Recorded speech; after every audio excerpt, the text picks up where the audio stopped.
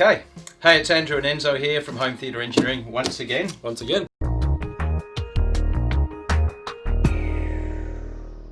What have we got here, mate?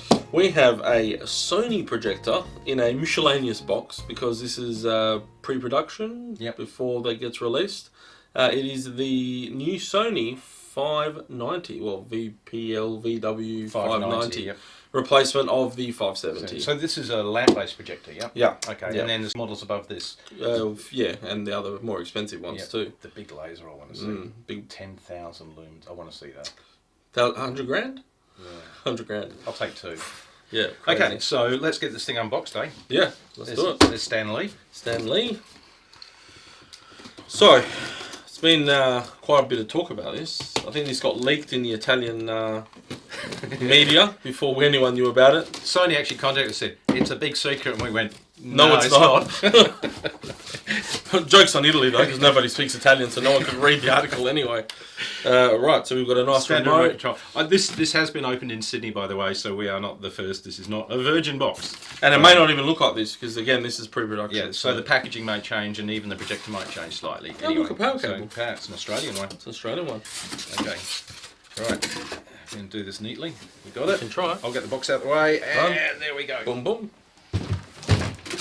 Is it facing the right way? Yes, it is. Here we go.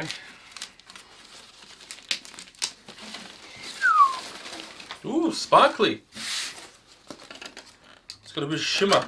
Bit of shimmer of hope in it. So let's have a quick look. Obviously, the front of the projector. I believe that's the side with the inputs. That's the side without the inputs, but it has some controls on it, which we'll have a look at in more detail later. We'll do some close-up shots, and obviously the back. Even the logos, they're quite sparse but nicely done. Nice finish. Yeah, no, it's a lovely finish. And so, not really heavy either, right? No, it's not massively heavy. It's still, projectors, decent projectors these days aren't light necessarily. Looks like there's a rear IR. So we're now going to sit down and we're going to talk about this projector in a bit more detail. Okay, we're here. So we've got it out the box. This is the beast, of course. Yeah. Let's talk about it. So VPL-VW590. In America, it's the 7 something. Obviously, because of the power difference, there's 2 different model numbers. This has been a while in the making. A lot of people kind of had an idea that there was something new coming out. And look, they have surprised us.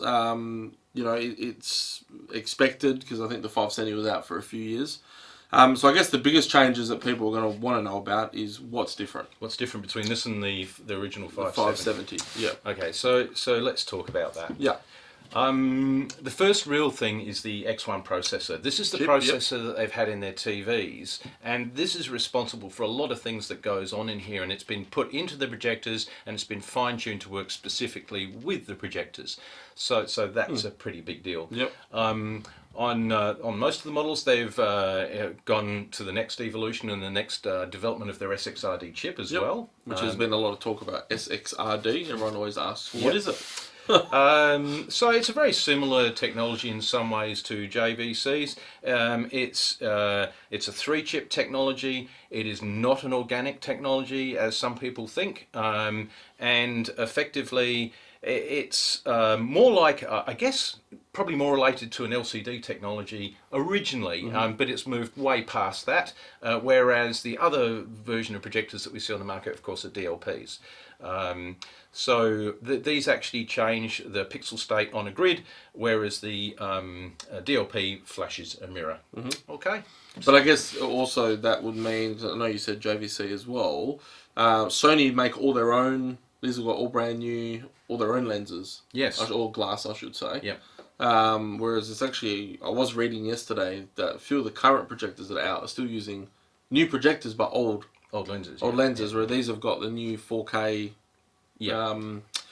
I guess you'd say spec'd lenses for the 4K content, which is cool. So they've actually, what they've done also is they've used a thing called digital focus optimizer. Now, something like this has been around for photographers for a while, where you can improve the image through understanding your optics, understanding your chipset, and creating an algorithm that improves it. And I've actually had software on my camera where you can take a photo and it understands the nature of the lens, it measures the nature of the lens, and it can make corrections. And so what we're seeing now is improved focus and detail, especially in the corners of the image, which is something people talk about a lot. I was out at clients the other day, and he was sort of, he had a lower end projector, and he's like, oh, the image in the corners is not good. He's at the limit of the throw, so he's getting the very worst of the optics. With this, you're going to get a much better image in that sense, but you're going to pay for it. Which is funny you should say that, because we were at a client's, I think it was a few months back, where they had a projector that was a similar price point, around the $12,000 to $13,000 price point, and that wasn't at its limits, but around the edges it wasn't that impressive. No, and this has been a big thing with projectors for a while. And so I think what's really good is projector manufacturers are really starting to understand that home theatre projector people are actually quite demanding and are looking for those kind of details in their projectors, and I think that's where Sony has stepped up here in terms of addressing some of those gripes that people have had in the past. So that is their digital focus optimizer. What else? Motion flow obviously is the big thing for motion sport. Flow, but they've stepped that up for 4K now. So the motion flow really is now fully engaged in the 4K in the UHD HDR mode. So that's a big deal as well. And it's actually, motion flow has been an interesting topic of discussion with us recently, with some of the movies that have come out and some of the judder that we're seeing. So, there's obviously the true to Hollywood argument, but I think at the end of the day, people also don't want disruptive images. So probably the thing is Hollywood just don't make images like that, but make it so that we can watch it in a relaxed fashion. Look, apart from that, I guess it's a very straightforward projector. HDR is a big thing. Again, there was some comments made in one of our previous videos where people were kind of, saying, I've got this projector, but it's on a 150-inch screen and, it's dull. We don't have to get into the obviouses there, but HDR obviously has a pinpoint that we need to get to in relation to nits and everything. Yeah, look, and this applies with every projector. This is an 1800 lumen projector, but if you go back to our colour space video, you'll understand that that's not that it's all about. You can have an 1800 or a 2000 lumen projector that looks brighter than one with the same specs. It's also about how the colour's rendered and the colour luminance and all sorts of things. And that's where things like the LEDs and lasers are really stepping in. So again, lamp-based, 6,000 hours at low mode. On low mode, very quiet as well. We are going to 26 dB from memory. Yeah, so it's very quiet. We are going to set this up next to obviously see what it does in the image, and we're going to run a calibration on it and show you guys that as well. And I think that it becomes a bit more of a real demonstration of what this projector can do as opposed to out of the box. Yeah. Now, you talked about HDR. One of the things that this has got is dynamic HDR enhancer. Now, I'll go off on a little bit of a journey here. So, one of the issues with projectors is that Dolby Vision won't give Dolby Vision to projectors. Dolby Vision works on a frame-by-frame basis, which is why a lot of people are sort of looking for workarounds. The metadata that comes off your disc is either for the whole movie or for scene by scene. So what's happened is people are going, well, we want a better result. So you've got companies like Lumens, companies like MadVR, and other people producing ways of getting frame by frame HDR. And that's pretty amazing. So what happens is the system, whatever system it is, takes the frame in, analyzes it, looks at it's white, it's whites, it's blacks, what's going on within the scene itself, colours and detail, and then it processes that and gives it to you so that your HDR tone mapping is done on that frame. And if you're watching a 60 hertz or a 60 frame per second movie, it's doing that 60 times a second, pulling it in, analysing it, pumping it out. So as I said, Lumens are doing that, MadVR are doing that, Sony are doing it, JVC are now doing it in different ways. The interesting thing is that Rec 709 was a really established standard, right? It was really solid. What's interesting about HDR is that because we don't have the metadata for projectors for frame by frame, it's sort of become the Wild West, and people are now creating their HDR algorithms based on what they think it should do. At the moment there is not necessarily a standard for how that scene or frame should actually look, because Hollywood hasn't given us the reference, except in Dolby Vision.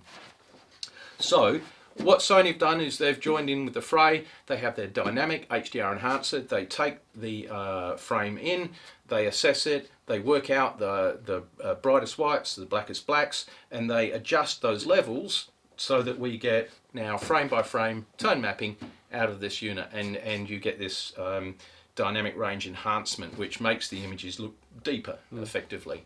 When you're using all of your effective grayscale, when you're using all of your dynamic range, then your images start to look very, very deep. So that's another thing.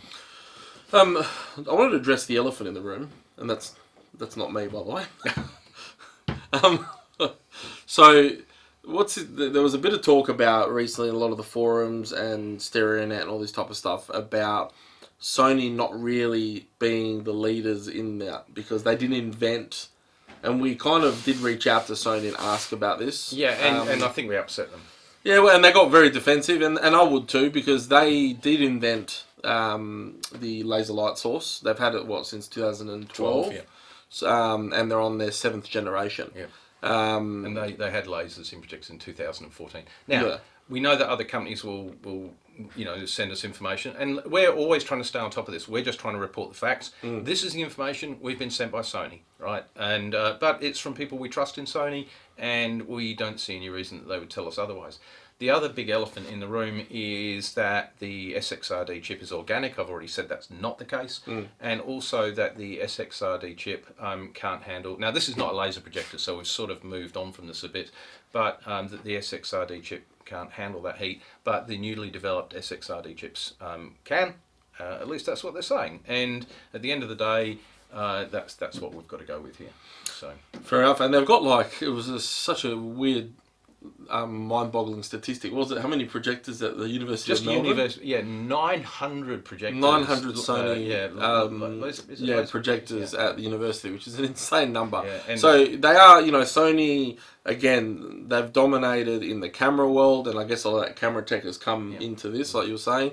They've done, they were doing laptops. We're a huge ambassador. I'm a huge ambassador of Sony. We're really excited to see what this new generation of projectors has to offer, and I think we just have to get on with it. So a few other things. Let me see. It's super resolution reality creation. Oh, I was going to ask about that. Yeah. So look, what that is, guys, is that they've got a massive database, basically, of objects. What a person looks like, what an animal looks like, what a sky and a mountain looks like. 12 years old. Like they've been working on it for 12 years. They've been developing this. And so when an object appears in the frame, what they can do is they can assess what that object is, and it helps them understand what the object should look like and how it moves, and then they can refine it and they can sharpen it up and remove artifacts, which is kind of mind-boggling. I won't even pretend to fully understand that, but the idea is that it can go, right, this is a flower and a flower should look like this, and this is an eagle and an eagle should look like that.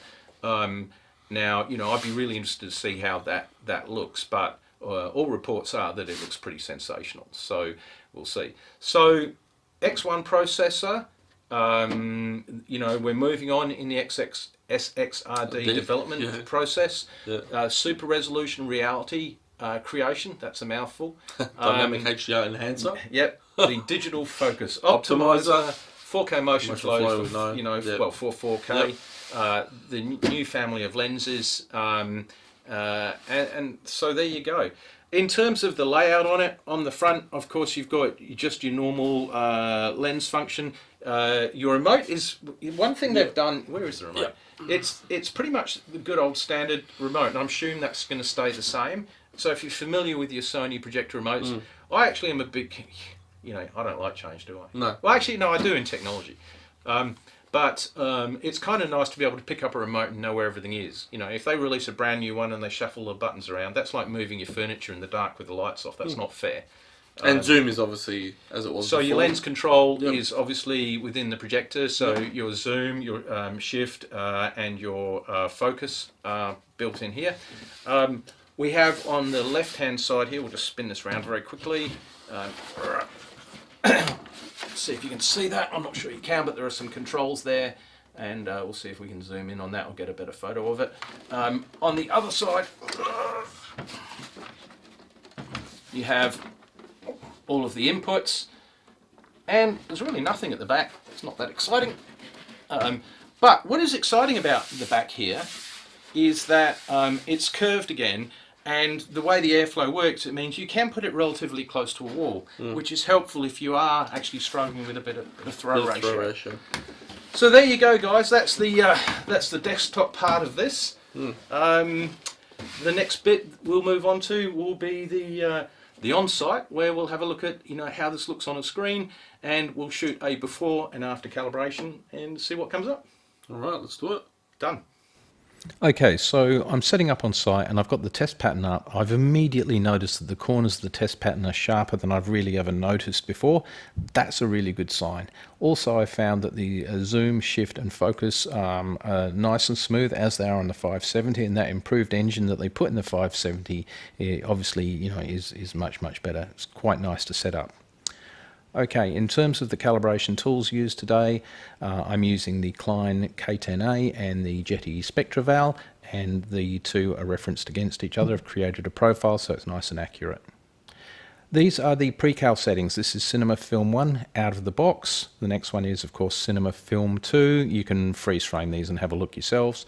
Next is reference, which is what I went back to, and following on from that, of course, the next one down is Bright Cinema. Now, I haven't done all of them. I didn't do game and stuff like that. Okay, this is user, and so then we flick back to reference. That's the setting that I decided to calibrate for one reason or another. You can see the pre-calibration view in detail here. So we can see a little bit of red in the RGB balance and a little bit of mistracking in the lumens, but still very good, I must say. Out of the box, this thing's a bit of a winner. So no real issues there, but I decided to give it a down and dirty tweak and look at what we got here. So we've got a very low errors, nice grayscale tracking, the RGB balance is fine. Let's have a look at where we go from there. Saturation sweeps. So we're looking at a maximum delta of 2.5 out of the box, by the way. This is pre-cal. And then post-cal, we get a much better result. So we're running the live calibration here. You can see this taking the reading. Sorry guys, it's just phone camera again. Have to live with that. We don't get a lot of time to do this stuff, so doing it as quickly as we can whilst giving you as much information as we can. So you can see this doing the primaries and secondaries, and the tracking's really good. You'll see the hard copy of this pop up in a second. So there you go. Maximum delta E of 1.5, average delta E of 0.78. That's really cool considering I did a very fast calibration. So something to be really kind of happy about, I guess. This is the color checker analysis. This is like a torture test. So this is all Rec 709, remember. And this it maps all of the colors that we sort of are psychologically familiar with. So skin tones, Coca-Cola red, Ferrari red, sky blue, those sorts of colors, grass green. And you can see here again that we're getting great results. Often on some units you'll see a bit of a spike at 100%, but this seems to be well under control, and so far we're showing a maximum error of 1.3 with an average of 0.7, which is really very good. There's absolutely nothing to complain about there. You can't see anything under 3 effectively, so great result for SDR Rec 709. With a fairly fast calibration. If you took this thing up and put it on a screen, and providing you don't have any light in your room and your screen's good, you're going to get an amazingly good result. And if you want it to look spectacular, then as usual, get it calibrated. It's going to really refine the end result.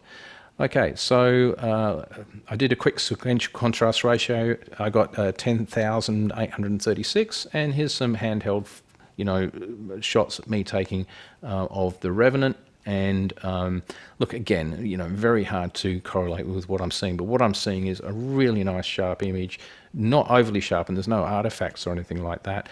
Really good dynamic range. Again, this is Rec 709, folks, that you're seeing. This is Rec 709, this is not HDR. The image that you're seeing probably looks a little bit darker, but again, what I'm seeing in real life is really quite neat. So very, very happy with that. Certainly not complaining at all. You know, it really was quite spectacular. So, you know, let's move on to the HDR results now. Okay, so this is the grayscale tracking in HDR. We can see that Sony have got a slightly different curve. It tracks well, but it's been shifted to the right a little bit, and I think that's probably deliberate, so I'd love to talk to Sony about that. If you're not familiar with what you're looking at here, I wouldn't worry too much at this point in time. Let's move on to the color checker. This has actually stood up really quite well. HDR is punishing on projectors, and yet we can see that a lot of the targets are exactly where they are in that window on the right-hand side. Okay, BT 2020 saturation sweep. You can see that this is actually tracked quite well, but of course we can't expect it to get all the way. There's not many projectors capable of doing that. And this is HDR in the BT 2020 wrapper, and we're getting an 84% coverage based on my measurements there. So there you go. Let's have a look at some footage here. This is obviously Mad Max. I've got to say, it looks really, really good. Now, again, what you're seeing from my camera is not what I'm seeing by the eye, and I've seen this clip many, many times. The car doesn't look that dark, I can tell you that much. But in terms of quality of image, resolution, clarity, color depth, you know, out of a lamp-based projector, it's really quite neat. So there you go, folks. That's the HDR results out of the Sony VPL-VW590. Back to the studio, as they say. Okay. So that's it. So you've had a look at the product, you've had a look at it on screen, you've had a look at the calibration results. Overall, this is the 590 VPL-VW590 lamp-based projector. We actually have to get this boxed up and sent off. They want it back. It's got to go back. It's got to go back. And look, obviously, we don't get it. No, we don't. And we're still waiting for the stock to arrive here in Australia. There are some that have hit the shore, I think, now. Look, impressive. I mean, the 570 was an impressive projector. It was probably their #1 selling projector under $20,000. So this is only going to obviously do bigger and better things. So we're excited to see where this goes. Very, very impressive. And, you know, for us, we have a great relationship with Sony, and I'm sure they'll send us the 790 and so on and so on. Send us the big one. Send us the big one. Send us the big one. I'd like to see the $100,000 one. Yeah. And that's it, folks. So, you know, again, subscribe, ding the little bell notification, tell your mum, tell your friends, leave some comments. I'm sure that we'll get to them as much as we can. And we'll get on to the next one. Appreciate it, folks. Don't forget to like the video. Your support means the world to us, and it helps us keep this channel going. It's not an easy thing, especially as we said before, running a business. But you know, we hope this information is useful to you. So thanks again. No worries. We'll see you soon. Thanks, mate.